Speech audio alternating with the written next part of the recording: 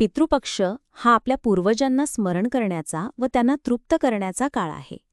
या काळात श्राद्ध, तर्पण आणि विविध उपाय उपासना केल्याने पितृऋणातून मुक्ती मिळते व त्यांच्या आशीर्वादाने आयुष्य समृद्ध होते.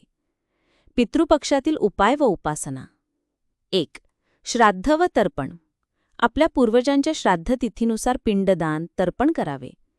कुश, तीळ, दूध, मध, गाईचे दूध, गूळ यांचा वापर करावा.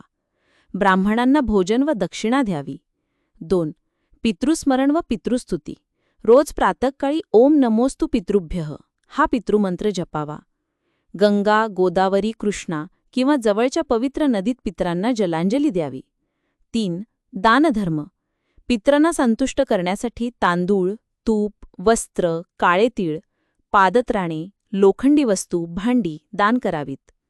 पक्ष्यांना अन्न, गाईला हिरवळीची गवत, कुत्र्याला भाकरी देणे हेही पितृतर्पणाचेच एक रूप मानले जाते. 4. व्रत, उपासना.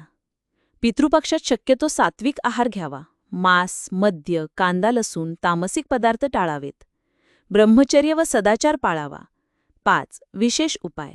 शनिवार किंवा अमावस्येला पिंपळाच्या झाडाखाली दिवा लावून ओम पितृभ्यः स्वधा असा मंत्र म्हणावा.